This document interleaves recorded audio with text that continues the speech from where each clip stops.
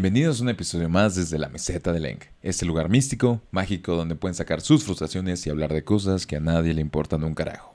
Yo soy René Mercado. Y yo soy Yaniel Samperio. Disfruten del episodio de hoy.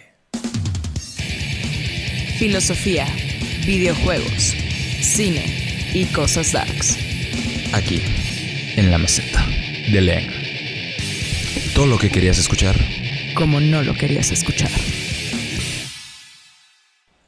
¿Qué tal, amigos? Bienvenidos a un episodio más. Saludos. Saludos, amigos. Hace mucho no los vemos. Para la gente que está aquí en vivo, hola, muchas gracias por estar aquí. Un ya martes a la 1:15 de la mañana. Para los que no lo saben, esta es la segunda parte de un episodio denso y bonito, en el cual seguramente ya ustedes tuvieron la oportunidad de escuchar. Si no, amigo, amiga, o sea, ve. La verdad es que sí se ocupa un poco. Hay otros episodios, ya saben, en la meseta cuando podemos decir, no, la neta, sí, segunda parte, pero no hay pedo, ¿no? Ustedes se lo pueden echar y no va a pasar nada. Y hay otros donde decimos, creo que es importante que vayan a la primera. Entonces, amigos, si tú estás aquí y no has visto la parte 1 del cerebro de Boltzmann, te recomendamos que vayas a verlo, que te vueles un poco la cabeza, que te cueste un poco entender la vida y luego regreses aquí para buscar más respuestas. Oh, sí, amigos. Y bueno, ya saben, pueden unirse a nuestra comunidad de Discord para estar en el episodio en vivo antes de que salga en Spotify o en su plataforma de audio favorita. Y no olviden seguirnos en nuestras redes sociales, @mesetadeleng en Facebook, Twitter, Instagram, YouTube, TikTok, y únanse a nuestra comunidad de Discord. Pueden encontrar el link en nuestras redes sociales. Y que ya recordando que eventualmente llegaremos a Twitch, también recuerden de una vez, aunque no estemos ahí, vayan a seguirnos a Twitch. Seguramente regresaremos por allá. Meseta de Leng. Oh, sí. También recuerden, ya estamos ahora sí a nada de abrir el Patreon. Entonces, seguramente ya para este punto algo pusimos, algo dijimos. Entonces, recuerden suscribirse. Se vienen cositas padres, se vienen cositas lindas. Y muchas gracias a todos los que están aquí ya para la segunda parte, para que sean otra vez volados sucesos consecutivamente. Así, amigos. Pues resumiendo un poquito en lo que nos quedamos en el episodio anterior. Uh-huh. Hablábamos sobre el cerebro en la cubeta. Empezábamos a hablar de esta teoría. Hablamos un poco sobre la entropía, que es la segunda ley de la termodinámica. Sí, básicamente, pequeño justo resumen para que no estemos en la nada. Entablamos la idea de los cerebros de Boltzmann, todavía no entramos completamente de lleno a todas sus implicaciones, pero bajo esta lógica ya en el episodio anterior contemplamos todas las bases necesarias para entender esta teoría, ¿no? Y dentro de eso, como bien decíamos, nos dimos un clavadazo en exactamente entender lo que es la entropía, que es es una ley estadística, no necesariamente ley, es un tema probabilístico de cosas que podrían llegar a pasar, donde la entropía es la medida de qué tantos microestados, si no sabes de qué estoy hablando, seguramente es porque te falta la parte 1, pero de qué tantos microestados tienden a esa probabilidad, ¿no? Y bajo estas lógicas, después llegamos a lo que fue como esta idea del cogito ergo sum, o la idea de no saber si la realidad realmente es real o qué es lo que nos diferencia o lo que nos ayuda a encontrar esa diferencia entre el yo, entre lo que yo percibo, lo que yo sé, o sea, el cogito, y la realidad física material, para saber también si estamos en la realidad o no, ¿no? Que era donde ya estamos terminando el episodio pasado, el tema de la Matrix, el tema del sueño de la mariposa, el tema del cogito ergo sum, y finalmente el tema de la cubeta, el cerebro en la cubeta, que digamos que es la base también en la cual se fundamenta el cerebro de Boltzmann, donde, como decíamos al final del episodio anterior, es esta lógica donde hay un científico loco con una cubeta y un cerebro, y por medio de descargas está haciendo que tú vivas tu vida, ¿no? Que tú sientas y seas quien eres, pero en realidad tú no eres tú, sino que tú eres un cerebro en una cubeta siendo masajeada por no sé qué madres. Pero digamos que esa es como la base para entender el cerebro de Boltzmann, que si bien radica en una idea similar a esa, se vuelve un poco más compleja y más jodida por el hecho de la implicación científica que tiene detrás, lo cual hace que en las probabilidades sí se juegue como una realidad plausible, y como vamos a ver en este episodio, no solamente una realidad plausible, sino incluso mucho más plausible de el hecho de estar aquí parados, presentes con ustedes, escuchando este episodio. Entonces, acompáñenos a esta segunda parte. Pese a los continuos esfuerzos y avances, el terreno de la realidad virtual sigue en un desarrollo más bien prematuro. La gran potencia de las computadoras de la actualidad puede permitir crear mundos de calidad fotorrealista, pero no hay forma de interactuar con ellos que no sea por medio de otras máquinas. La inmersión que una persona tenga estará directamente vinculada a sus sentidos. Por tanto, la máquina dependerá de estos para entregar la experiencia de la realidad virtual. Por ejemplo, mostrándote a los ojos mediante el uso de pantallas un mundo alrededor y haciendo que la nariz capte determinados aromas que uno podría esperar en el ambiente en el que se quiere estar. Y el progreso en la programación ha hecho incluso posible que no seamos solo espectadores, sino actores en la realidad virtual, interactuando con el mundo ya sea mediante controles físicos o sensores que detectan las acciones y movimientos que el cuerpo realiza. A menos que sea posible superar esta barrera entre lo que los sentidos del cuerpo perciben y lo que el cerebro capta directamente, la tecnología será incapaz de dar una verdadera experiencia de inmersión en una realidad virtual o una realidad cualquier otra. El experimento mental del cerebro en una cubeta parece además cometer un error fundamental en su entendimiento de los procesos neurobiológicos. Si bien es cierto que el cerebro determina lo que percibimos, ¿es el órgano por sí solo suficiente para la existencia de una conciencia? Para Evan Thompson y Diego Cosmelli, los procesos neurales del cerebro aislado no serán suficientes en tanto es imposible negar las conexiones que existen entre el órgano y el resto del cuerpo, siendo la conciencia el proceso por el cual ambos pueden regularse al interactuar con su entorno. Si bien un cerebro podría estar mantenido vivo en una cubeta, hay que tener en consideración que el sistema de redes neuronales se extiende más allá de ese órgano y funciona con base a lo que percibe externo al cerebro, siendo la estimulación no solo ambiental como aquella externa al cuerpo, sino también la interna. Asumir entonces que la conciencia es producto del cerebro deja fuera la posibilidad de que, como Thompson y Cosmelli proponen, la conciencia sea producto de otro tipo de procesos, como puede ser, por ejemplo, el cerebro interactuando con un cuerpo, ¿no? Y aquí un poco como esta lógica también de los sistemas que platicamos en el episodio anterior, donde el hecho de poder, o sea, y hay una teoría que, bueno, una corriente que habla acerca del materialismo y el materialismo dialéctico, según yo, en el cual tú no puedes separar nada de la materia, de lo material, de lo que existe y que puedes tocar, ¿no? Y bajo esta lógica, y bajo la misma lógica que tienen Thompson y Cosmelli, la teoría de poder pensar que solo la conciencia viene del cerebro parece algo como muy, ¿cómo se llama? De que velado, pues, de arbitrario, era lo que quería decir. Como muy arbitrario porque justo hay muchísimos más factores que están involucrados en el sistema per se y sería incorrecto quererlo separar por su cuenta y decir como, claro, en el cerebro está todo, mientras que una de las teorías más habladas y pensadas en el día de hoy es esta parte de lo material, que no se puede separar del alma y de la mente, y sino más bien tú eres el todo, ¿no? Todo lo que compone tu cuerpo. La filosofía Susan Hurley llama a este tipo de casos experimentos mentales de supervivencia, en los que se asume que la funcionalidad, la conciencia en el caso del experimento del cerebro en una cubeta, se mantiene al separar una parte de otra de un sistema y reemplazar la parte faltante por otra. Como puede ser separar el cerebro de un cuerpo para conectarlo a un sistema de soporte vital como el ejercicio de Putman propone. Por otra parte, pese a que una comprensión literal de lo que su nombre indica puede llevar a pensar lo contrario, la teoría del cerebro de Boltzmann no plantea necesariamente el órgano del sistema nervioso llamado cerebro que conocemos, ¿no? Sino una configuración de partículas que permita la existencia de una conciencia, sea cual sea su modo de funcionar en el espacio entrópico, que no conocemos del todo de dónde viene la conciencia, no sabemos exactamente qué es. Hace rato les platicaba, bueno, más bien en el episodio anterior, les platicaba acerca de la conciencia como fuerza fundamental del universo, y eso es porque no existe algo que realmente nos dicte qué es.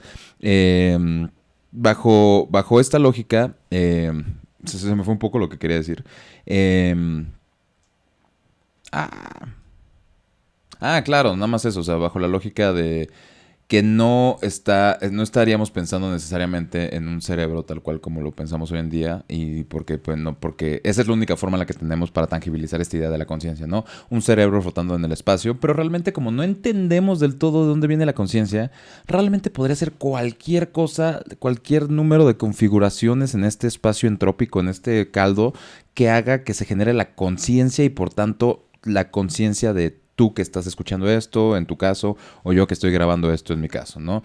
Pero como no sabemos qué es la conciencia, esta teoría se vuelve incluso más plausible bajo la lógica de que, bueno, pudo haberse existido porque no sabemos nosotros qué sea, entonces igual y sí, ¿ya sabes? A lo mejor la conciencia está en la nariz. A la No, pero hay gente sin nariz y según yo de que cotorrean. O sea, o sea, el por qué pensamos en el cerebro es porque justo le quitas como Porque el cerebro. tiene que estar, ¿no? Sí, pero hay un par, pues, justo creo que de eso también viene, ¿cómo se llama? El de 12 pounds, de cuánto pesa el alma.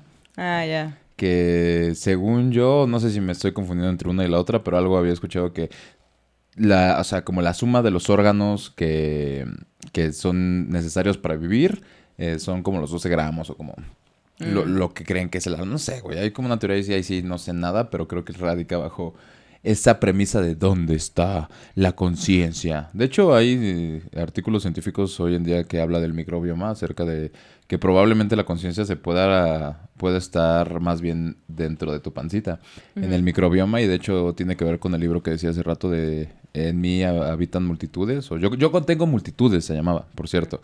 Yo contengo multitudes, que también es como esta lógica de cómo estamos mecánicamente configurados y cómo con estas nuevas ideas que hay acerca del microbioma podríamos incluso considerar que la conciencia o esa idea que tenemos de dónde nace podría entrar desde justo los millones de bacterias que tenemos en el cuerpo, más allá de que el cerebro. O sea, el cerebro es como la forma, o sea, el que interpreta todo, si quieres verlo así. Pero realmente la conciencia real es el yo en silencio, y eso es... O podría ser una configuración de muchas cosas que tienes dentro del cuerpo, pero pues ya entrar eso es irnos a la verga también. Una descripción detallada de la constitución o estructura de este hipotético cerebro en cuestión será irrelevante en tanto la discusión central estará centrada en la probabilidad de existencia que la entropía permite en tanto en su principio estadístico. De esta forma, la idea de una conciencia producto de una fluctuación entrópica que se engaña con una ilusión de realidad será más plausible teóricamente que la idea de un cerebro consciente en una cubeta al que se le hace creer por medio de tecnología externa que existe un mundo artificial. No se puede negar que la teoría del cerebro de Boltzmann es mucho más improbable, pero esto no significa que sea imposible. Un ejemplo que podría ayudar a comprender mejor esto sería imaginar una caja llena de piezas de rompecabezas, ¿no? Estando la caja en un continuo y aleatorio movimiento, al igual que el universo, las piezas del rompecabezas en su interior estarán en constante bote de un lado para el otro, sin orden o lógica discernible. La situación entonces es la siguiente. Por una coincidencia, la que tú quieras, una pieza se junta con otra al chocar en el interior de la caja, luego otra pieza se une a ellas y la serie de misteriosas coincidencias sigue hasta que de alguna forma todas encajan y tienes tu rompecabezas listo. A la hora de abrir la caja nos encontramos con que donde antes no había más que piezas desordenadas, ahora hay un rompecabezas perfectamente armado. Ese es el tipo de probabilidad absurda que la teoría del cerebro de Boltzmann propone. Desde las ciencias, que se considera la posibilidad de que algo como un cerebro de Boltzmann sea real, parece indicar claramente que hay algo incorrecto con el principio que lo permite. Y es que la verdadera dificultad, al menos para quienes desde ahí intentan refutar la teoría, aparece precisamente a la hora de tocar este punto. Del segundo principio de la termodinámica surge la teoría cuántica actual y de ella la teoría de relatividad general. En concordancia con el resto de las observaciones y teorías cosmológicas, nace posteriormente el modelo ACDM, de las siglas Lambda Cold Dark Matter en inglés, siendo lambda en relatividad general la constante cosmológica propuesta por Einstein y Cold Dark Matter o materia oscura fría, uno de los tipos de materia oscura del que el universo está compuesto. Por cierto, es lambda CDM. Ajá. No ACDM. No ACDM porque no es una A, es un... Sí, es un lambda. Es un lambda, es un símbolo. Este modelo ha sido usado para explicar no solo la estructura del universo, sino también los procesos que se han dado en este para llegar a donde ahora nos encontramos. Y ahora, nada más para darle una pasada, para que no nos vayamos sin entenderlo bien, hablemos un poquito justo de esta relatividad y del modelo lambda CDM. Hacia 1913, Albert Einstein descubrió que relacionando la curvatura del espacio con la de la energía, se podría explicar la gravedad. En su momento presentó un conjunto de ecuaciones, conocidas en la actualidad como ecuaciones del campo de Einstein, que se convirtieron en el marco de su teoría de relatividad y explicaban cómo la materia y la energía deformaban el tejido del espacio y del tiempo para crear la fuerza de gravedad. En ese momento, tanto Einstein como los astrónomos acordaron que el universo tenía un tamaño fijo y que el espacio entre galaxias no cambiaba, algo que hoy sabemos que es mentira. Cuando aplicó la relatividad general al universo en su conjunto, sin embargo, su teoría predijo el universo inestable que se expandiría o se contraería. Entonces, ¿cómo obligar al universo a ser estático? Fácil, añadió la constante cosmológica según explica Life Science. La constante cosmológica es el factor de proporcionalidad de un término adicional en las ecuaciones del campo gravitatorio. Serviría para contrarrestar la atracción gravitatoria de la materia. Pero este modelo era inestable. Y por ello, casi una década después, el físico Edwin Hubble describió lo que ya sabemos en la actualidad, que el universo no es estático, sino que se está expandiendo. La luz de las galaxias distantes mostró que todo se aleja y por tanto contradecía el modelo de Einstein. Esta revelación persuadió al físico a abandonar la constante cosmológica de sus ecuaciones. En 1998, las observaciones de supernovas distantes mostraron que el universo no solo se expande, sino que la expansión se está acelerando, como si una fuerza desconocida separara las galaxias.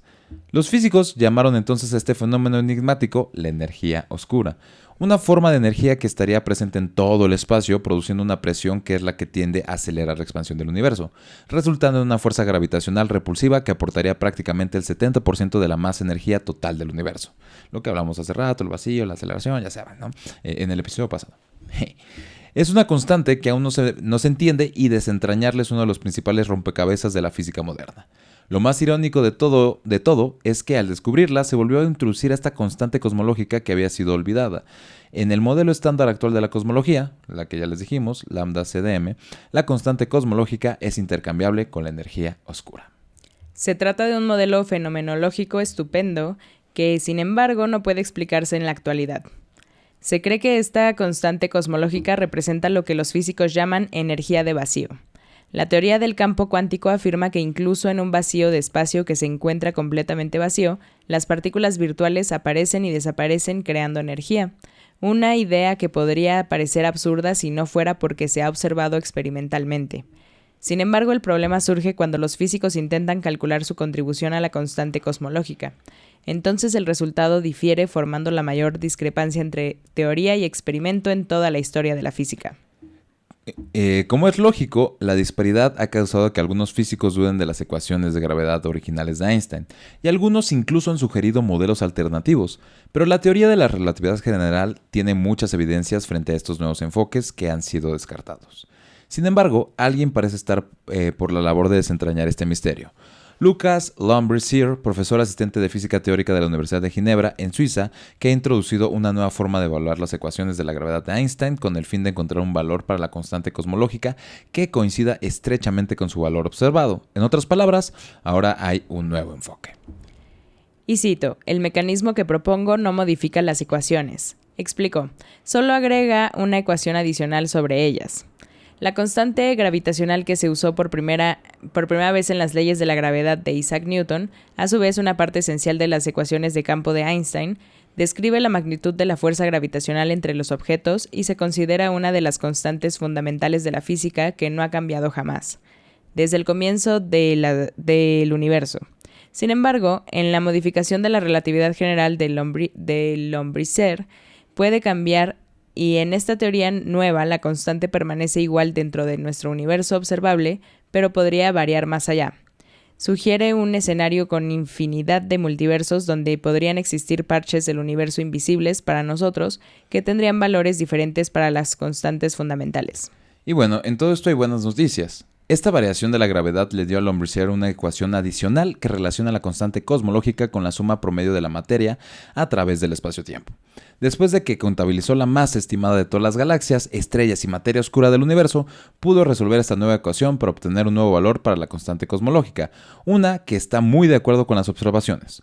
Usando un nuevo parámetro que expresa la fracción del universo hecha de materia oscura, descubrió que el universo estaría compuesto por aproximadamente un 74% de energía oscura, un número que coincide con el valor anteriormente estimado a partir de las observaciones. Está cañón que saquen ese número. 74%. Así de que, güey, pues me puse a contar todas las estrellas que hay en el firmamento, pa. Las dividí entre 3 y salió 74. Y más o menos jala, ¿no? ¡Jala perfecto! Entonces, ¿cómo podría ser refutada una teoría como la del cerebro de Boltzmann cuando descartar el principio que la permite implica el colapso de un sistema en su totalidad? Estaría bien entonces ignorarla, dado lo absurdamente improbable que es, al ponerse en duda no solo la estructura del universo como lo conocemos, sino la verdad de todos nuestros conocimientos. La teoría del cerebro de Boltzmann caerá en un escepticismo que tanto desde las ciencias como desde la filosofía se ha buscado resolver. En el siguiente capítulo, o en la siguiente parte, procederemos a revisar y analizar particularmente aquellas respuestas que desde la lógica y la epistemología han intentado dar solución a la problemática de la teoría de Boltzmann. Muy bien, y entonces vamos con las refutaciones a la probabilidad. La primera es el argumento de la inestabilidad cognitiva. De la misma forma que Descartes no contaba con certeza alguna respecto a todo lo que creía percibir y saber ajeno a su mente, en la actualidad no contamos con ninguna prueba empírica de que seamos o no cerebros de Boltzmann. Ambas propuestas ponen sobre la mesa conceptos de naturaleza ciertamente compleja, donde algo en una especie de realidad desconocida más allá del aquí que percibimos es capaz de interferir sin que seamos conscientes de ello. ¿Cómo entonces se puede tener certeza de lo que percibimos cuando podría haber un genio maligno o fluctuaciones espaciales engañando nuestros sentidos desde una cuarta dimensión de la cual no tenemos ni siquiera forma de saber algo? De esto era de lo que platicábamos en el episodio anterior un poquito. Duda de todo y de ti mismo. Oh sí, Assassin's Creed. Este tipo de problemas abundan en ciertas obras de ciencia ficción centradas en lo conocido como teorías de simulación, en donde la única forma de percatarse que se está en una es en un error o un factor externo a ella que rompe con la lógica del mundo y ayuda a vislumbrar el engaño. Al menos en el tiempo presente no tenemos forma de comprobación empírica de que el genio maligno de Descartes sea real y esté efectivamente engañándonos sobre lo que creemos conocer, y tampoco contamos con pruebas de que sea posible su existencia. Sin embargo, pese a plantear ideas de naturaleza similar, la teoría del cerebro de Boltzmann difiere del escepticismo cartesiano en este último punto.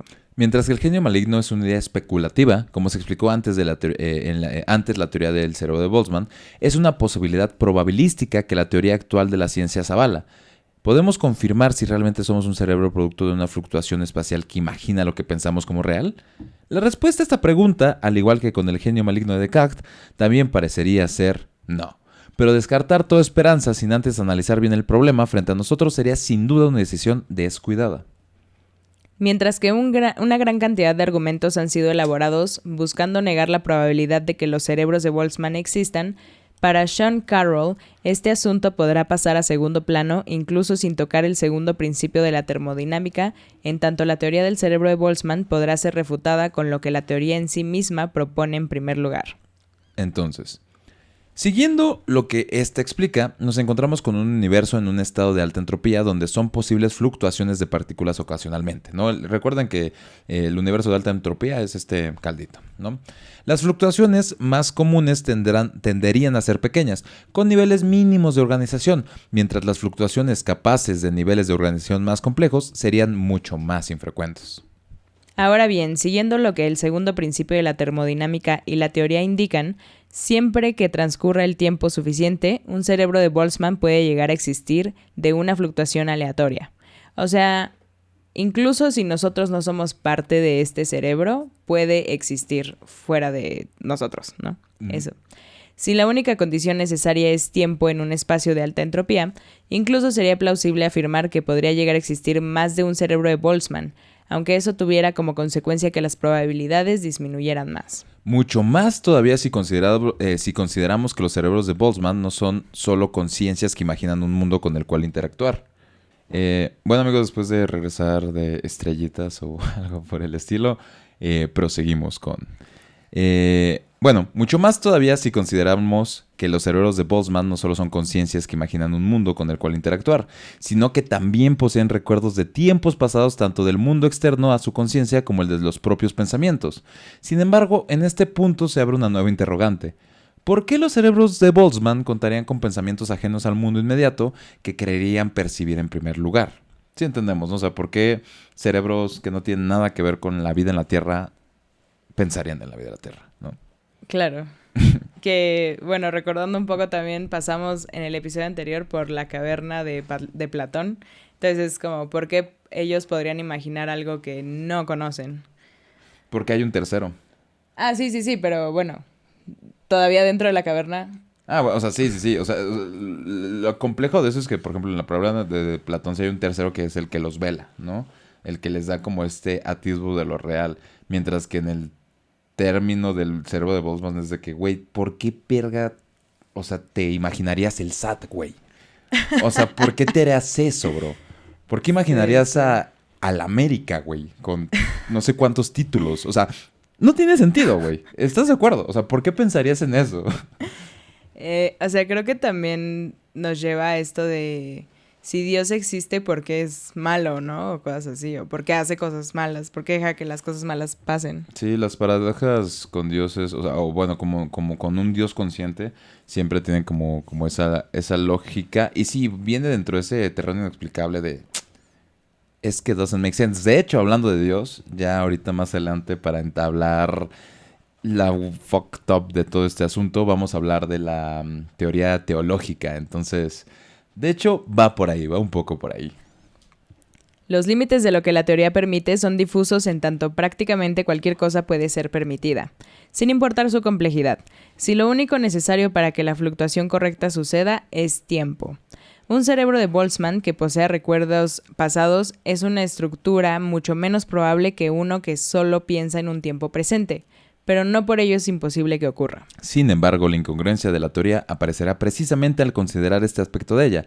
Si todo lo que creemos saber y haber aprendido sobre el segundo principio de la termodinámica, como ya platicamos en un minuto, de la física, de la teoría de la relatividad cuántica, del modelo del lambda CDM, son producto de una fluctuación aleatoria en el espacio, si todo eso también es parte de ese cerebro, ¿por qué habría que confiar en que esto también aplica al universo más allá en el que el cerebro flota en el espacio?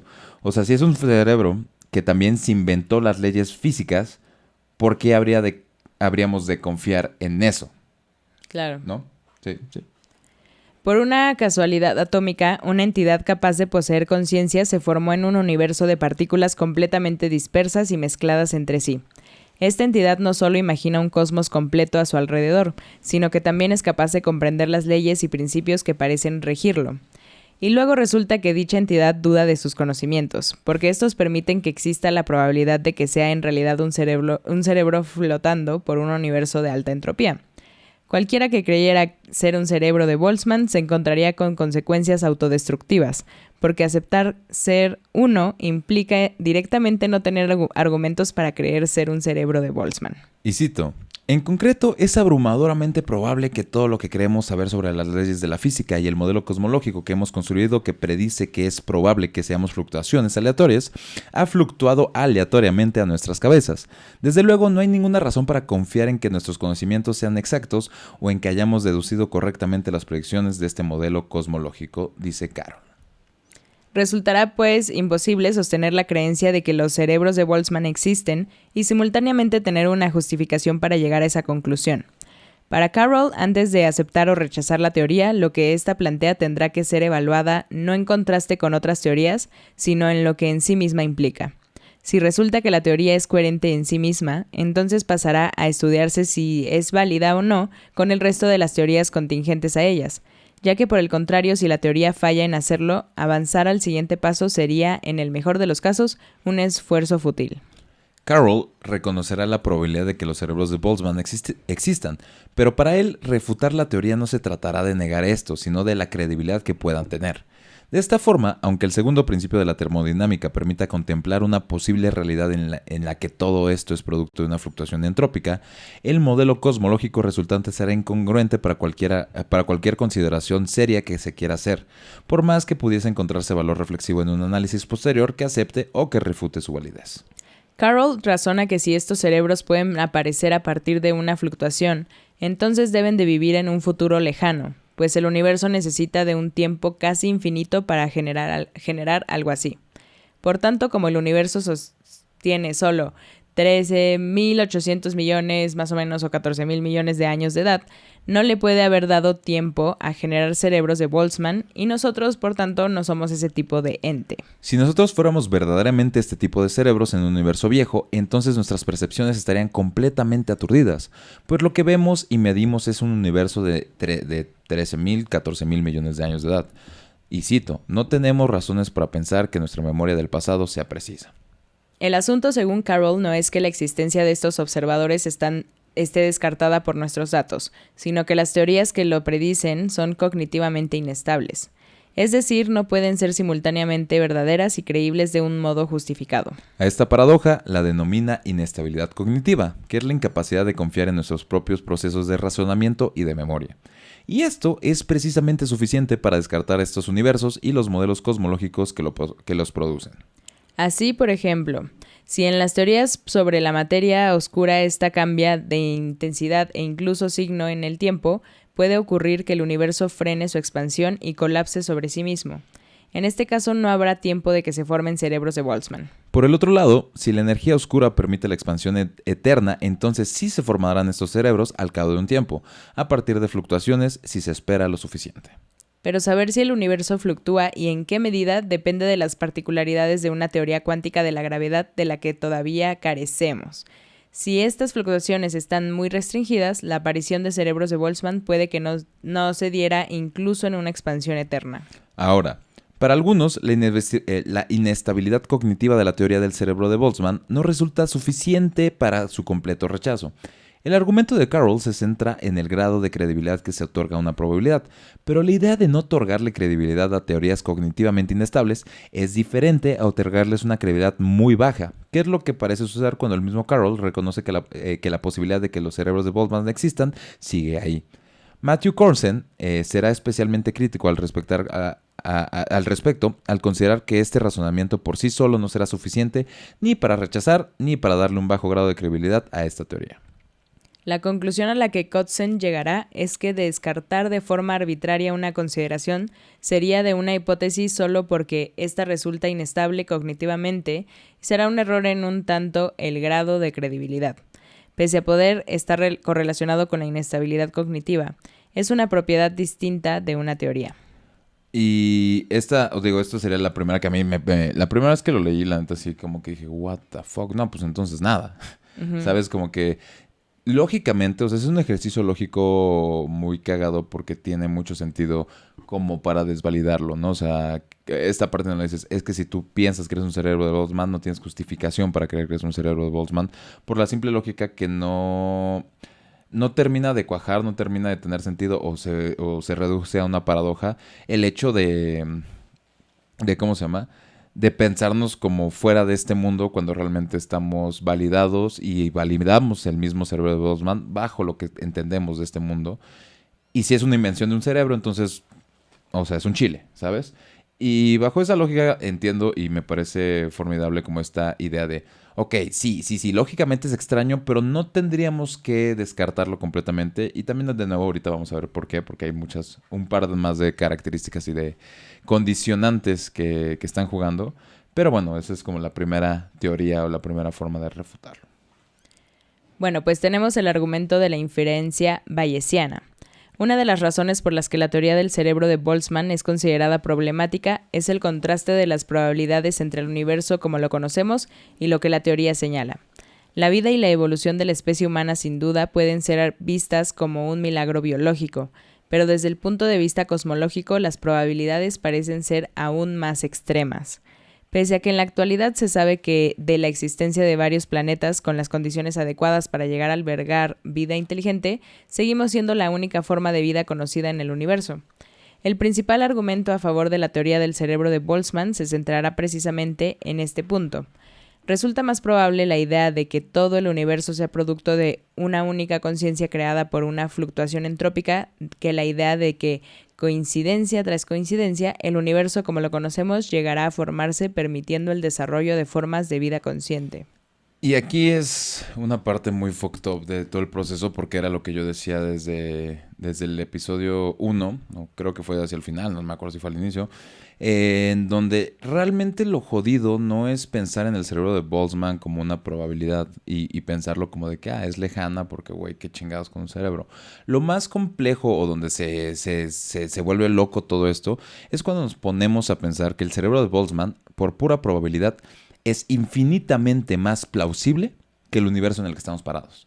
Y para intentar explicar un poco más esta lógica y intentar contemplarlo, justo como lo decíamos hace rato, vamos a hablar del argumento teológico. Que para que se den una idea, o sea, ante tal grado de incertidumbre, el único que puede llegar a decir tranquilos todos es Diosito. Oh, sí. ¿Ok? Pues bueno, el argumento teológico es un razonamiento filosófico que postula la existencia de una causa o principio inteligente creador del universo. Lo que decíamos hace rato, la diferencia entre un creador, un Dios consciente, y uno no consciente como el de Spinoza o el Dios de la Biblia, ¿no? También llamado argumento del diseño, el argumento teológico supone que existe un diseño inteligente en el universo, el cual fue creado por una inteligencia divina. El propósito del argumento consiste en probar la existencia de Dios a partir de establecer que el universo está hecho según leyes y estructuras complejas que no pudieron darse por sí solas o por el simple azar. El diseño inteligente del universo es una prueba teológica de la existencia de un Dios inteligente, responsable de este cosmos ordenado, entre comillas, y armónicamente diseñado. Es un argumento creacionista y finalista, ya que la idea del diseño inteligente del universo permite suponer que un Dios lo ha creado, y que lo ha hecho con un propósito, con un fin o con un objetivo en particular. El universo teológico fue creado para cumplir con un fin preestablecido por Dios. Hay una intencionalidad divina que guía los acontecimientos del cosmos hacia su fin último. Esta idea del fin último, del fin del universo, es teleología, del griego telos, fin, finalidad u objetivo, y pertenece al ámbito de la teleología, ¿no? Obviamente, rama de la metafísica que estudia el fin, objetivo o propósito de las cosas. El finalismo es la tendencia a considerar que las cosas tienen algún tipo de fin determinado. Desde Aristóteles en adelante, el pensamiento finalista o teleológico ha partido de la idea de que existe una causa final que explica el propósito de las cosas y los entes de todo el mundo. El nombre de argumento teleológico fue acuñado por Immanuel Kant, filósofo moderno que agrupó este razonamiento junto al argumento ontológico y el argumento cosmológico, bajo la clasificación de razonamientos inválidos, los cuales, según Kant, incurren en antinomías, es decir, contradicciones. Kant llamó teleológico o físico teleológico a aquel razonamiento que intenta probar desde una inducción a posteriori algo que no podemos conocer de manera directa por nuestros sentidos.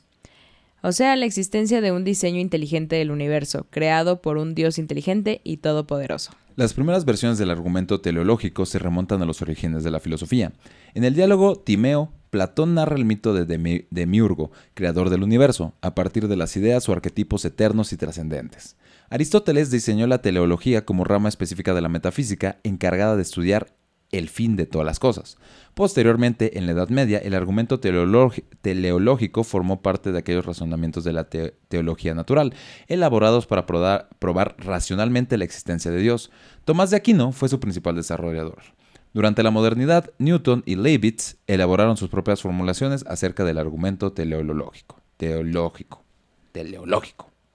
En la actualidad existen múltiples versiones del argumento.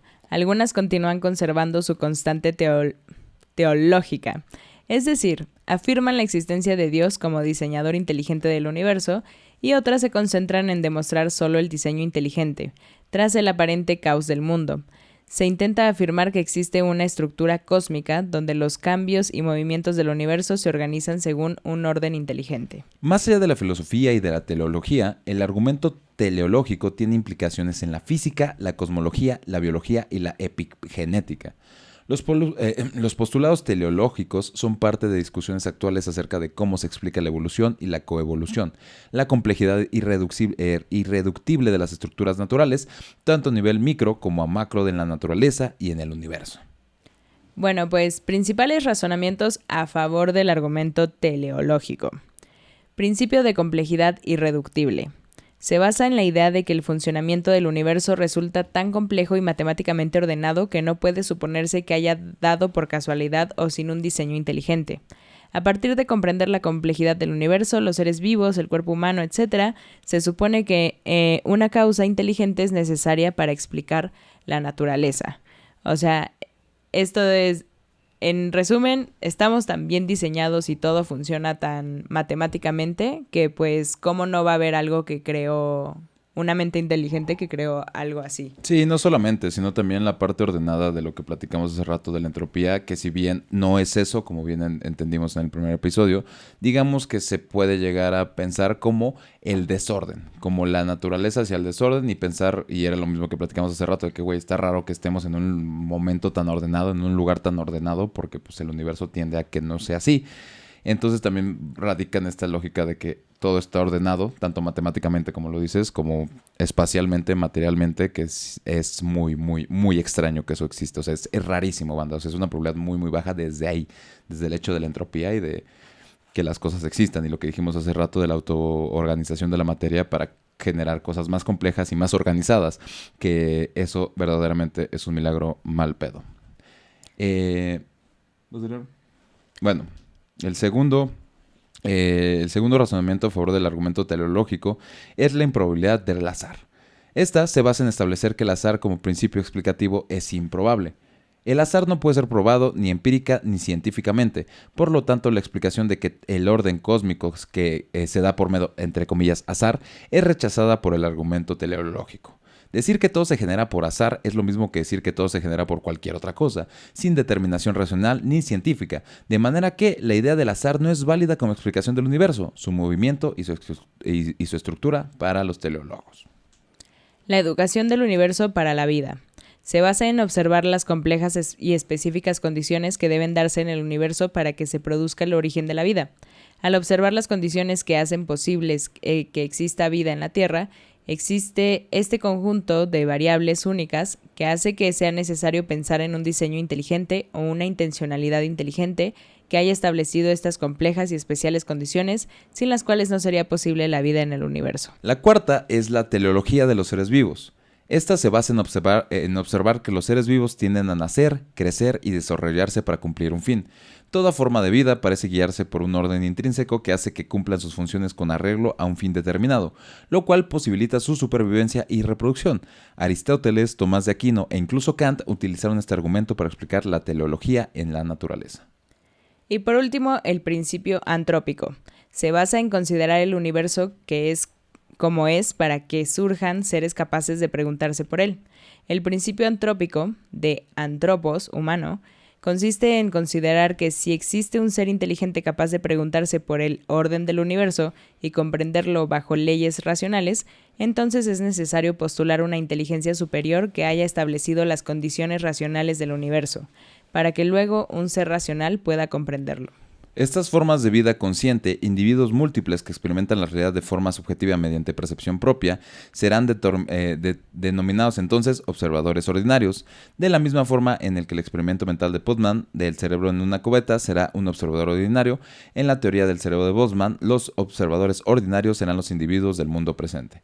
Y bueno, antes de ya entrar como de lleno como al tema de los observadores ordinarios, que sí, un pequeño paréntesis porque luego está medio complejo, nada más hacer la conclusión de todo el tema teológico, donde genuinamente es una imposibilidad matemática, estadística, de una forma muy, muy tangible el hecho de que hoy aquí estemos con vida, ¿no? O sea, tanto de las necesidades entrópicas del universo para generar algo con tanto orden, como de las necesidades de la misma biología para generar seres conscientes, como para generar la conciencia. Hay una serie de factores en la vida cotidiana o en la vida nominal que hoy en día se consideran como milagros de la existencia humana, pero bueno, milagros per se completamente, porque en la teoría no deberíamos estar aquí, banda.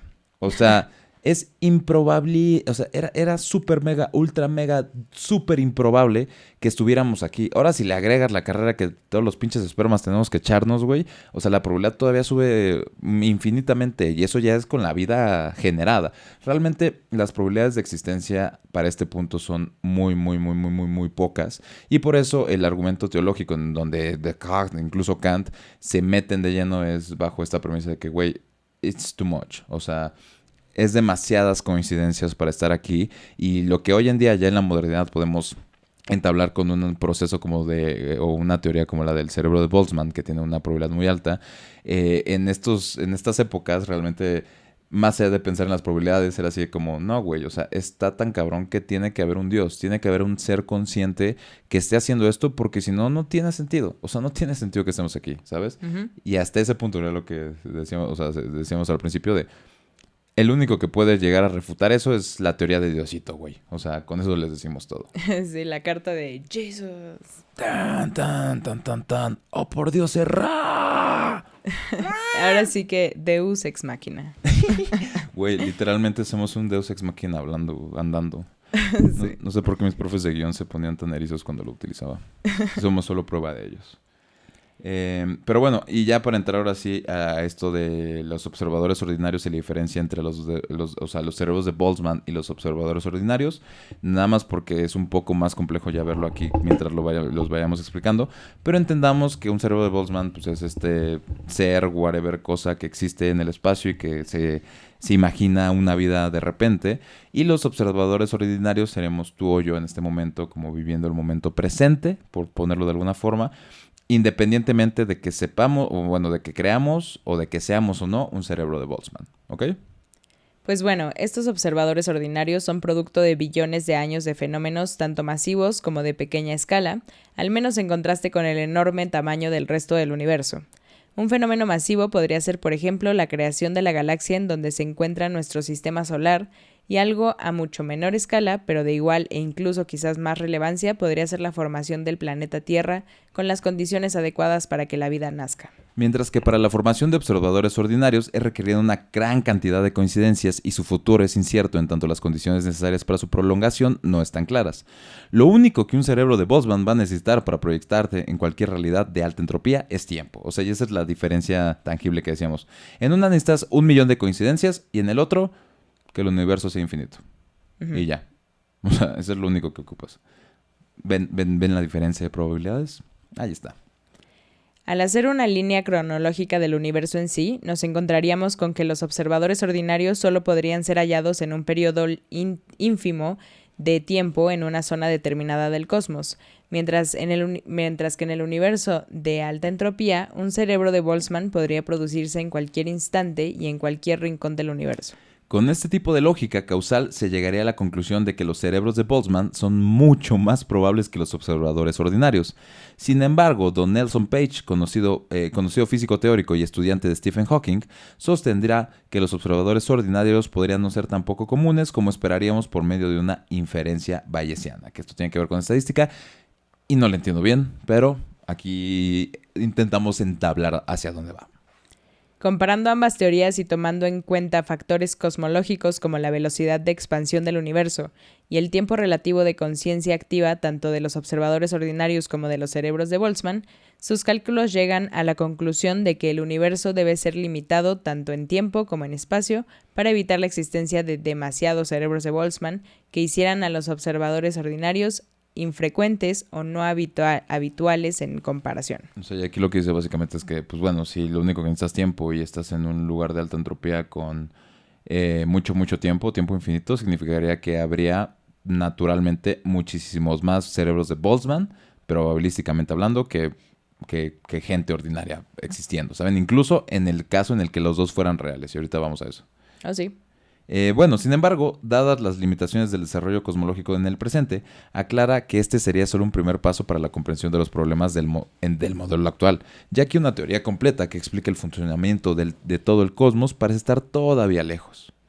Pese a que es posible encontrar cierta coherencia en el razonamiento de Page, lo cierto es que su camino argumental a través de la inferencia bayesiana no está falto de críticas.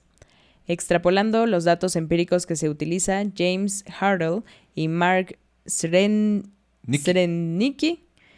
revisarán las conjeturas de Page dentro del marco teórico científico preexistente y destacarán ciertos puntos a tomar en consideración a la hora de hacer esta clase de hipótesis. Y aquí viene el rosteo, banda. Entonces primero le dijo, número 1, una teoría no será incorrecta por el mero hecho de predecir que los observadores ordinarios son infrecuentes.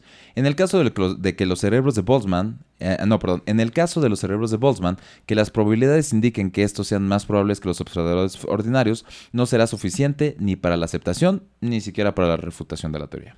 Exacto.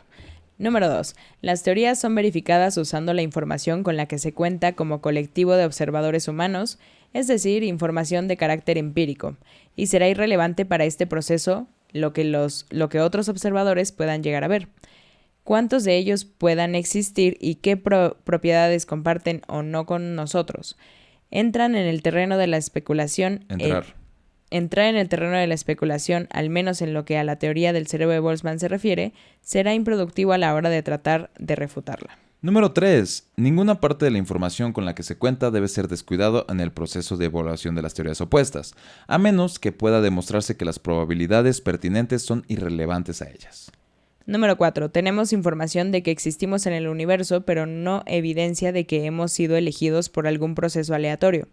No deben realizarse cálculos como si lo fuéramos, en especial si es con el fin de argumentar a favor de las probabilidades, ya que en la gran mayoría de casos los resultados producidos estarán sesgados. Al asumir la conclusión de lo que se pretende demostrar, se estará cayendo en una argumentación circular de petición de principio. En el caso de la teoría del cerebro de Boltzmann, nos encontramos con la problemática de que cualquier posible estimación que se intenta hacer al respecto de a los observadores ordinarios estará basada en teorías y descripciones cuánticas de seres humanos desde los conocimientos y datos que ellos mismos proporcionan. Al no existir una teoría cuántica completa del cosmos, sin importar lo que se intente demostrar, siempre se estarán estableciendo argumentos a priori, por más que sea posible usar técnicas de inferencia bayesiana para refinar las suposiciones hechas en respuesta a los avances teóricos de las ciencias, ¿no? Y es esta bronca de que siempre serán argumentos antes de, o sea, no pueden ser demostrados realmente. Para Harold y Zrennicki, el hecho de que los observadores ordinarios sean más o menos habituales en el universo seguirá siendo una mera preferencia a la hora de intentar entregar una argumentación coherente a una teoría. En tanto es perfectamente posible que estos sean parte de un universo en donde existen, pese a ser poco habituales. Entonces nos encontramos que con la propuesta de Hartley y Zrennicki podría resultar posible que la mayoría de los observadores conscientes fueran cerebros de Boltzmann, pero mientras un observador particular creyese ser parte de los observadores más frecuentes, los observadores ordinarios no tendrían motivos para decidir otorgarle más credibilidad a una u otra teoría, ya que la falta de evidencia no hace que algo sea habitual o poco común. La posibilidad de que tanto los observadores ordinarios como los cerebros de Boltzmann existan, a la vez no puede ser descartada. La teoría del cerebro de Boltzmann cuestiona no solo la naturaleza de nuestro universo, sino nuestro lugar e influencia en él, por lo que su estudio difícilmente podrá ser considerado irrelevante. A la hora de hablar de la credibilidad de esta teoría o cualquier otra, como antes vimos, el primer paso siempre será asegurar que la teoría sea coherente consigo misma. En el caso de la teoría del cerebro de Boltzmann, el argumento de inestabilidad cognitiva de Carroll parece al instante señalar que la teoría podría no ser creíble, incluso si pudiese llegar a ser posible. Nadie podría tener una creencia verdaderamente justificada de qué es un cerebro de Boltzmann porque la teoría va en contra de los argumentos que permiten llegar a pensar en su posibilidad en primer lugar. Y básicamente nada más para hacer como un pequeño paréntesis de qué es lo que estamos diciendo aquí o qué es lo que acabamos de decir. Es la idea o como los guamazos que han existido entre si pueden existir o no los cerebros de Boltzmann. Y si bien ya hablamos un poco como de las connotaciones que tiene pensar en eso, ya hablando más científicamente hacia una teoría, se habla mucho acerca de las probabilidades de ser ¿cómo se llaman?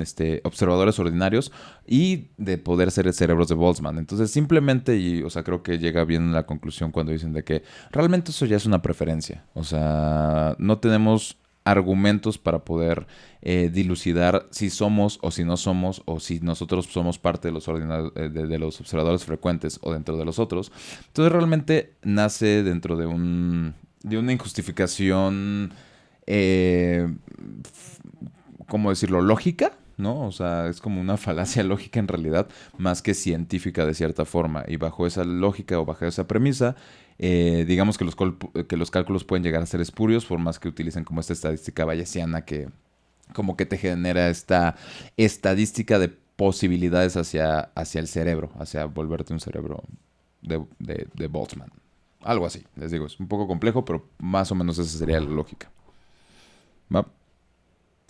En esta posición más bien precaria, podría considerarse que incluso la hipótesis escéptica del sueño tiene un grado de credibilidad mayor que la teoría del cerebro de Boltzmann. Como en la historia del libro de Zhuangzi que relatamos al inicio, la hipótesis del sueño plantea que es imposible tener certeza de que la realidad no sea un sueño. Si bien podría argumentarse que los sueños son diferentes a la realidad porque carecen de lógica o coherencia, al tratarse de algo sumamente subjetivo en tanto es parte de la mente de cada individuo, esto no puede usarse como argumento viable, en especial frente a quienes tienen la suerte o desgracia de tener sueños lúcidos en donde todo parece corresponderse con lo que consideramos realidad. Y esa es parte de la primera básica del hermetismo, como platicamos en su momento, del universo mental. ¿Topan? Como todo es mental. Y creo que nace bajo esta lógica de la vida es un sueño y los sueños son, y qué chingados es un sueño y Edgar Allan Poe. Y luego nos vamos a la mierda en ese sentido. Pero justo nace toda esta misma lógica y este mismo, como, no sé, que tenemos aquí de existencia y no saber si existimos o no, básicamente. Sin embargo, sí hay algo que tanto la teoría del cerebro de Boltzmann como la hipótesis escéptica del sueño tienen en común. Esta de creer un individuo seriamente en la posibilidad de que es un cerebro de Boltzmann o que está soñando. Si sus interacciones con el mundo seguramente serían muy distintas a las actuales. Si el mundo es producto de la imaginación de este individuo, entonces sin duda llegaría a preguntarse eventualmente por qué tiene tan poco control sobre lo que sucede en este. En el caso de la hipótesis del sueño, tener una verdadera creencia de que se está soñando haría que nada pudiera considerarse productivo en tanto al despertar la realidad sería otra completamente distinta. Y sin embargo, el individuo que diga creer en esta hipótesis, sin duda hará su día a día como la mayor parte de personas que no comparten su creencia. En el caso de la teoría del cerebro de Boltzmann, no tener certeza de nada de lo que sucede en el mundo provocaría que eventualmente se llegase a la conclusión de que la muerte no tiene valor en tanto nada es real. Pero por más temerario que un individuo pudiese ser, que su creencia en esta teoría fuese capaz de llegar hasta ese punto es más bien dudoso. Volviendo con el grado de credibilidad de ambas teorías, aunque se dijo que la hipótesis del sueño podría ser considerada más creíble que la teoría de Boltzmann, lo cierto es que tampoco hay demasiada diferencia entre ambas. El argumento de inestabilidad cognitiva sin duda perjudica a la teoría del cerebro de Boltzmann. Por tanto, esta, como la hipótesis del sueño, no acaban por cumplir tampoco con los otros factores a tener en consideración. Ninguna de las dos teorías tiene forma de ser demostrada actualmente. Por lo que incluso si existe la posibilidad de que la realidad sea un sueño o producto de la imaginación de un cerebro de Boltzmann, encontraremos muchas otras teorías plausibles para darle sentido al origen y sinsentido del mundo en el que vivimos. Como es evidente, con teorías escépticas no es posible elaborar predicciones en tanto lo que hacen no es abrir la posibilidad de aumentar la cantidad de conocimientos que se posean, sino más bien corregirlos. La teoría del cerebro de Boltzmann puede ser capaz de plantear las posibilidades de una fluctuación de partículas en un universo entrópico, pero no nos proporcionará realmente nada de información sobre ese mundo más allá del que imagina, y tampoco será capaz de probar que es posible una realidad de existencia separada de las ideas o percepciones de la propia mente. Si a estos problemas a la hora de otorgarle un grado de credibilidad a la teoría del cerebro de Boltzmann le sumamos la desconfianza humana ante cualquier proceso aleatorio, la situación parece ser todavía más oscura. Si bien la teoría diría que solo es necesario tiempo para que un cerebro de Boltzmann sea capaz de formarse, al ser la probabilidad de que esto ocurra tan insignificante tan insignificante la idea de que efectivamente la teoría sea real, en la gran mayoría de casos ni siquiera será tomada en consideración. Además, volviendo al hecho de que la aparición de un cerebro de Boltzmann sería un proceso puramente aleatorio en un universo de alta entropía, vale la pena mencionar lo que ocurre con el teorema del mono infinito y el principio de incertidumbre de Heisenberg. El principio de incertidumbre, ese se me había olvidado en el primer episodio, jejeje. Muy bien, bueno, el primero me parece muy bonito, que es el teorema del mono infinito. Este afirma lo siguiente: detener a un mono presionando teclas al azar durante un periodo infinito de tiempo, ¿no? Importante el infinito. Casi seguramente podría llegar a escribir cualquier texto en el que sea posible pensar. De hecho, para esta teoría lo que más se ocupa es de que alguna obra de Shakespeare, ¿no? O sea, si pones un mono a teclear al azar, si lo haces con el tiempo infinito, eventualmente haría una obra de Shakespeare casi que de a huevo, ¿no? Uh-huh. La probabilidad de que esto ocurra, como el sentido común lo indica, es abismal. Si el teclado que el mono usase en cuestión tuviera solo las 29 letras del abecedario español, sin considerar espacios o signos de puntuación, entonces el mono tendría una probabilidad de 1 entre 29 de presionar correctamente la primera letra, y para la segunda esa probabilidad ya se transformaría de 1 entre 841, o sea, 29 multiplicado por 29, y entonces así al infinito, ¿no? Si la idea es escribir un simple texto, ya parece bastante imposible. La complejidad de una configuración de partículas que permitan la existencia de una conciencia es sencillamente absurda en comparación a esto. Exacto. Como parte de la mecánica cuántica, el principio de incertidumbre de Heisenberg, también conocido como la relación de indeterminación de Heisenberg, postula que ciertas medidas de un sistema no pueden ser determinadas con absoluta certeza por el hecho de que algunas medidas están inherentemente relacionadas. Intentar medir con precisión la velocidad de un objeto, por ejemplo, supondría una menor certeza respecto a la medida de su posición, y es por ello que el principio demuestra que hay una incertidumbre imposible de negar a la hora de cualquier estudio que desee realizarse del cosmos. Hasta los albores de la mecánica cuántica, se sostuvo como un hecho que todas las variables de un objeto podrían conocerse con precisión exacta simultáneamente para un momento dado. La física newtoniana no puso límites a cómo mejores procedimientos y técnicas podrían reducir la incertidumbre de medición, de manera que era concebible que con el cuidado y precisión adecuadas se podría definir absolutamente toda la información.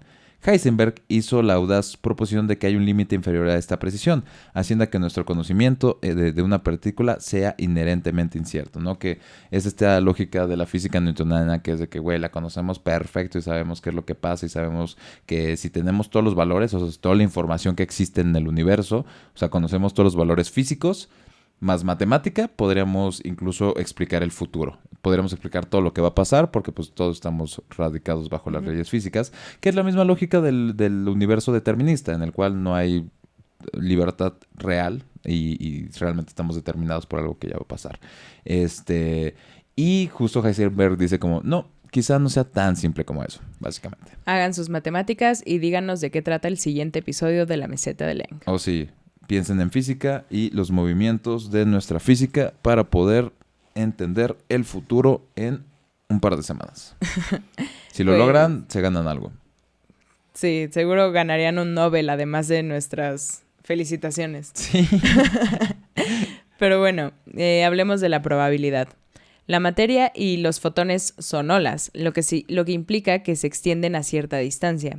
¿Cuál es la posición de una partícula como un electrón? ¿Está en el centro de la ola? La respuesta radica en cómo se mide la posición de un electrón. Los experimentos muestran que encontrarás el electrón en algún lugar definido, a diferencia de una onda. Pero si configuras exactamente la misma situación y la vuelves a medir, encontrarás el electrón en una ubicación diferente, a menudo lejos de cualquier incertidumbre experimental en tu medición. Las mediciones repetidas mostrarán una distribución estadística de ubicaciones que aparecen como ondas. Cada electrón llega a una ubicación definida, que no se puede predecir con precisión.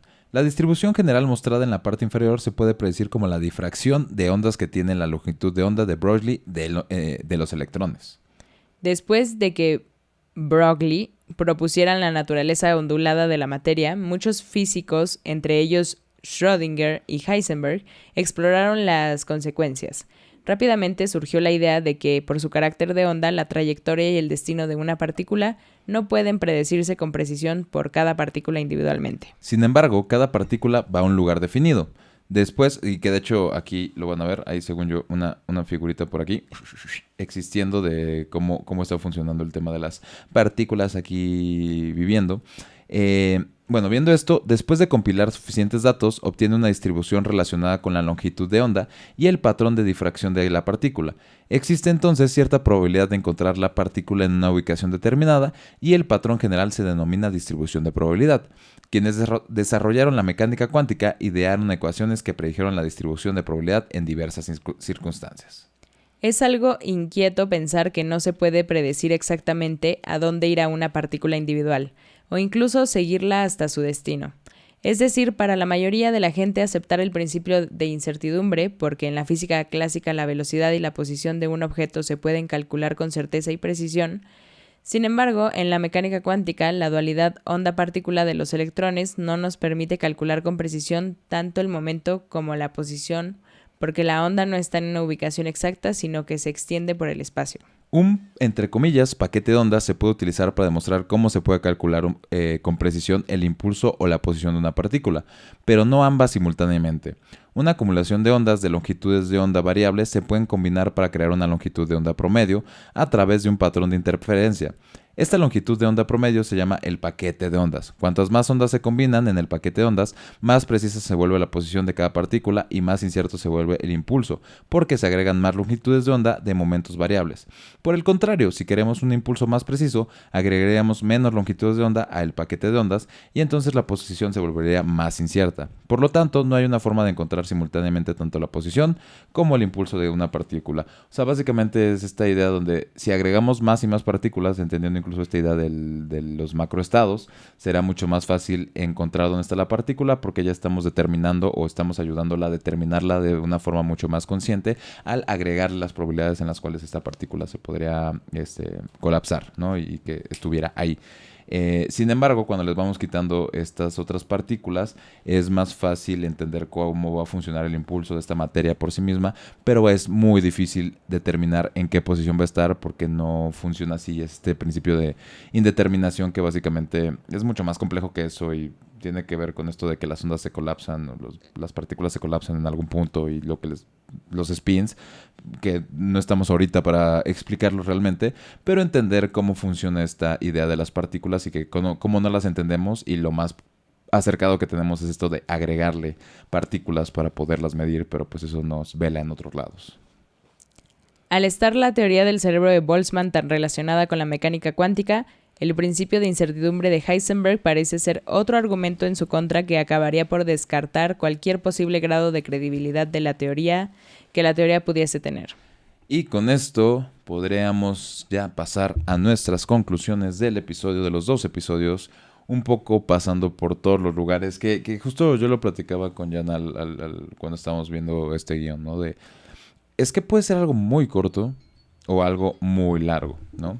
Y bajo esa lógica realmente teníamos como esta idea de que, mira, si lo hacemos muy corto, bien podría ser pues explicar el tema y así bien cortito y la chingada. Hasta estábamos diciendo de que, bueno, podría hasta alargarlo un poco para hacer 1 hora, pero en el otro lado podríamos hacerlo mucho más largo. Probablemente nos iríamos a 2 episodios y tendríamos como mucha carnita, porque justo como se dieron cuenta, para entender algo tan simple, entre comillas, como un cerebro de Boltzmann, o bueno, solo un concepto, que es el concepto del cerebro volando en el espacio, entenderlo a su totalidad, número 1, de que imposible, número 2, o sea, nos falta información y lo que quieran. Sin embargo, para al menos entenderla conceptualmente, sí era necesario pasar por estos lugares, ¿no? O sea, era necesario pasar por todos estos otros conceptos, todas estas otras teorías, todas estas otras formas de aproximarnos porque como bien lo dijimos al principio,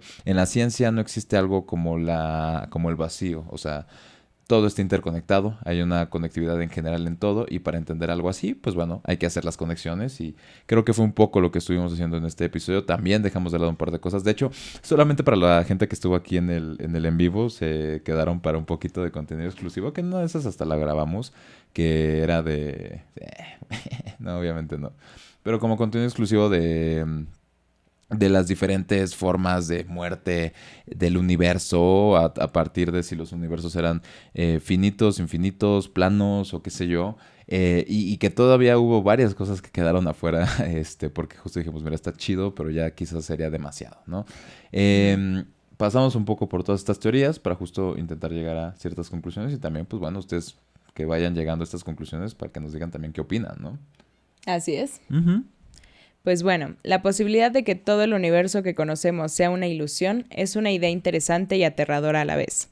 Sin duda va en contra de toda creencia y experiencia intuitiva, pero aún así nos fascina hasta el punto en el que podemos ignorar nuestros instintos y llegar a creer que ese mundo de ficción en donde la realidad no es más que una simulación podría ser real también en nuestro mundo. Uno de los aspectos más problemáticos de la teoría del cerebro de Boltzmann es que no solo aparece desde las ciencias que creemos indiscutibles en la actualidad luego de siglos de refinación, sino que desafía nuestro concepto fundamental de realidad para ponernos en una situación donde ni siquiera podríamos tener certeza de nuestros propios pensamientos. Si existiesen pruebas contundentes a favor de la teoría, significaría no solo que las ciencias explicaron incorrectamente el mundo conocido, sino que nada de él es real en primer lugar. Todo pensamiento, toda experiencia, no sería más que el fruto de una casualidad entrópica, y creo que sin duda para muchos este sería el hecho más aterrador de toda la teoría. El escepticismo que la existencia de los cerebros de Boltzmann presenta parece imposible de negar en un comienzo, como si cualquier posible argumento que pudiese ser presentado fuese a encontrarse con una pared impenetrable. A diferencia de todos los experimentos mentales como puede ser el genio maligno de Descartes o el cerebro de una cubeta de Putnam, la teoría del cerebro de Boltzmann no surge desde la posibilidad, sino desde la probabilidad que la entropía permite.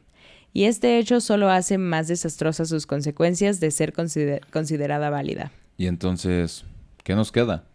En primer lugar, podría destacarse la utilidad de la teoría de Boltzmann para recordarnos que, aunque los esfuerzos de la comunidad científica vayan encaminados a esta dirección, las teorías realmente absolutas son pocas y el resto no es sino el intento colectivo de la humanidad por darle forma a una hipótesis que explique nuestro mundo.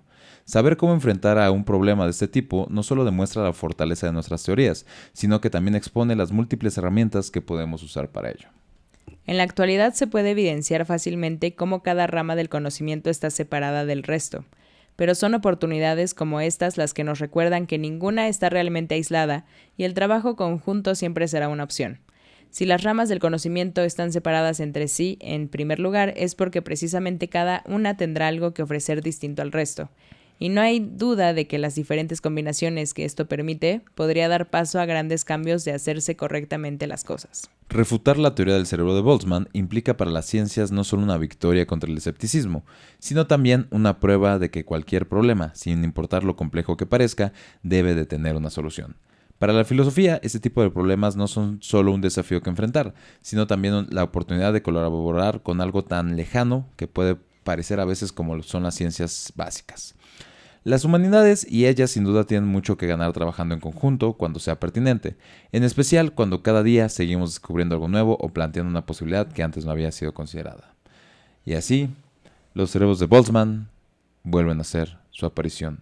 Me voy a mi espacio entrópico. Y es que al final suena como, bueno, solo pónganse de acuerdo. ¿No? Sí, pero pues es que ese es el pedo, ya digo. Ajá, o sea, pues no hay siquiera una explicación de... Hay un vacío ahí, ¿no? O sea... Sí.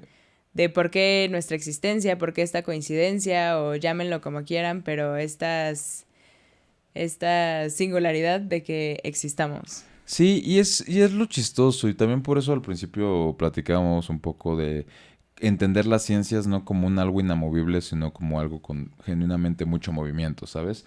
En el sentido que todas estas cosas van resignificándose mientras se van descubriendo más cosas y se van como analizando más cosas. Sin embargo, nos podemos dar cuenta que en casi todas las ciencias, o sea, en casi todos los fundamentos de la ciencia es de que más o menos así, ¿no? O sea, no estamos... O sea, no tenemos todas las respuestas. Y yo, honestamente, creo que el ser humano no puede llegar a tener todas las respuestas, ¿no? O sea, creo que hay una parte muy importante o muy humana del desconocimiento, ¿no? Y dentro de la misma parte humana, incluso ya lo mencionamos, hay un lugar teológico, hay un lugar donde esas respuestas o esas preguntas sin respuestas eran llenadas por por Dios, ¿no? O sea, por esa cosmogonía.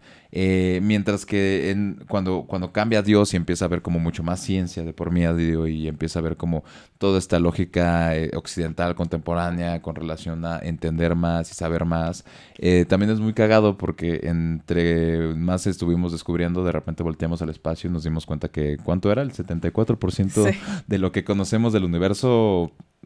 O sea, realmente no lo conocemos. O sea, realmente no conocemos el 74% del universo. Sabemos que hay algo ahí.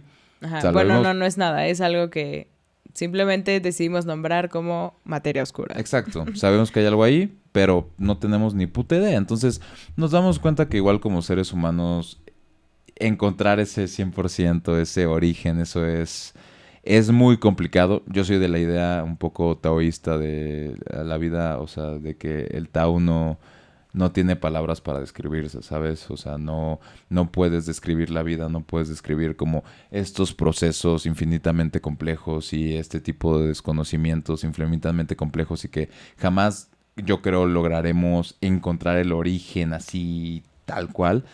Pero bueno, el ser humano le gusta, le mama, le reencontra, encanta entrar y hacerse la vida más compleja y buscar hacerlo todavía más difícil y más complejo y aprender más y más y más, lo cual me parece bonito, me parece chido porque a partir de eso también podemos descubrir nuevas cosas y llevar a nuevos nichos tecnológicos, lo mismo que decíamos hace rato de cómo nos autoorganizamos para hacer más complejo, entender más cosas. Entonces, me parece una idea muy humana, muy bonita. Sin embargo, yo sí siento que hay un punto donde, o sea, no hay forma de llegar hasta esos lugares, ¿no? Hasta esas Claro. preguntas tan densas o las respuestas tan densas que como humanos quisiésemos. Aún así, pues sí es muy bonito que, eh, o sea, sin importar la refutación o qué tan probable o improbable sea, pues que este tipo de cosas abran la conversación, ¿no? De llenar ese vacío o justificar esa parte de nuestra existencia que pudo haber sido punto cero cero cero cero cero cero cero cero y al infinito punto uno probable, ¿no? Sí, y justo, o sea, porque yo cuando me clavé como en algún punto en la filosofía de la ciencia, les decía al principio, como llega un momento en donde es too much, es como muy superlativo porque te sientes muy chiquito, te sientes muy a lo Lovecraft de que a la mera, o sea, verdaderamente nada, o sea, neta nada, o sea, genuinamente puedo ser un pedo galáctico, güey.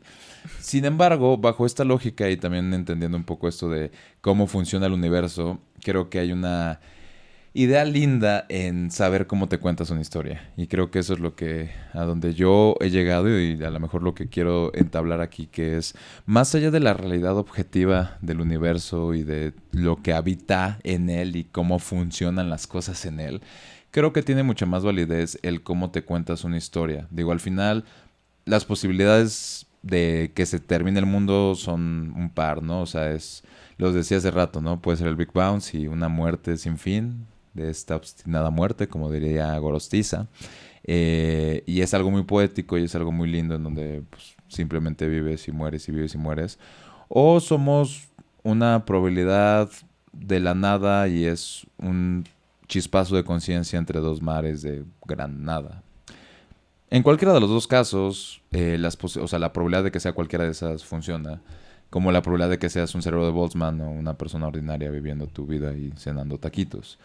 La importante, yo creo que en todos estos temas de difícil comprensión genuinamente radican en el qué historia te cuentas tú, ¿no? ¿Qué es lo que te dices? Bueno, esto me funciona por cómo yo veo la vida o yo quiero verla y si es cerebro de Boltzmann, por alguna razón, pues que sea cerebro de Boltzmann.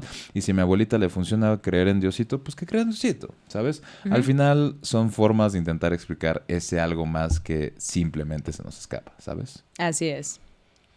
Sí lo creo. Pues bueno, amigos, ¿alguna otra comentario estelar cosmológicos de este episodio, Yanimo? Pues realmente creo que es un buen parteaguas para otros temas que están relacionados con esto, ¿no? O sea, Ujú. incluso esta parte teológica, creo que aún podemos sacarle todo otro episodio de la meseta, teorías de la realidad simulada, parte 2 o parte 3 ya no sé, ¿no? Pero bueno, está relacionado con muchas cosas. Creo que les dimos buenos fundamentos o buenas bases teóricas, ¿no? De todo lo que está relacionado con esto y que siempre son temas muy fascinantes que nos vuelan la cabeza y que abren buena conversación. 100%. Entonces, eso de hecho no lo había pensado, pero justamente ahí hay un nicho muy, muy grande de temas y cosas que podríamos platicar con relación a todo lo que es ya más de lleno incluso filosofía o entrar directo a filosofía de la ciencia, que creo que de todo, o sea, siempre la hemos bordeado. Porque pues hemos hablado, ya dijimos, ¿no? De sincronicidades cuánticas, si quieres. Entonces bordeamos por ahí. Y tenemos como muchos episodios en los cuales Ujú. entablamos cuestiones científicas o físicas. Sin embargo, creo que sí es el primero que nos clavamos directamente a la parte física, científica de eso, que es súper interesante, es súper fucked up y creo que sí puede marcar un precedente para otras cosas de las cuales se pueden hablar. Y puta, yo tengo todavía como otras 10 aquí pensando, así que es Claro, increíble. son buenas bases. Sí. Y amigos, sabemos que fue un poco pesado, ¿no? Así de ir entendiendo todo. Si llegaron hasta aquí, coméntenos en redes sociales, en algún lado. Fueron increíbles, esperamos que les haya gustado y que lo hayan entendido. Y pues si les surge, si les inspira a algún otro tema o si les da ideas para otros temas, mándenoslo también en nuestras redes sociales, @mesetadeleng, en Facebook, Twitter, Instagram, TikTok, YouTube, nuestra comunidad de Discord. ¿Y qué otro habíamos dicho hace rato? Twitch. Recuerden irse a suscribir a Twitch y a sí. Patreon. Aunque en este momento piensen que no hay nada, se viene. Vayan a suscribirse, amigos, por favor. Sí. Pues bueno, ¿ya? Pues, ¿es todo? Sí, parece ser, amigos. Es que llega un punto después de platicar de todo eso que nada más es como de... Claro, somos Bueno, ¿ahora qué? el espacio-tiempo. Somos un pedo... somos un pedo espacial soñándose a sí mismo. Qué poca madre. Sí. No, increíble. Miren, seamos cerebros o no seamos cerebros, seamos observadores o cualquier otra cosa, lo importante es que todos ustedes estuvieron aquí para observar, escuchar, analizar o existir o imaginarte. Si tú te imaginaste, si tú eres un cerebro de Boltzmann y te imaginaste todo este episodio, la neta, rifado, te lo mereces completamente. Muchas gracias, amigos, por estar aquí en este episodio. Muchas gracias por toda la bandita también que estuvo acá hasta ya nochecita por acá en la CDMX, en el en vivo, que recuerden que estuvo en Discord. Ya regresaremos a Twitch, pero son el tipo de cosas bonitas que pueden tener si están en el Discord. Gracias a todos, amigos. Los queremos mucho. Gracias por otro episodio y nos vemos la siguiente semana próximamente con otro episodio. Pero hey, esténse atentísimos a las redes sociales porque bien saben que estos son grabados y en teoría a partir de este que viene regresamos a los en vivos. Ya los iremos viendo y ya les diremos en dónde está el en vivo, pero manténganse atentos, amigos. Sí. Entonces nos vemos en el siguiente. Bye. Bye bye.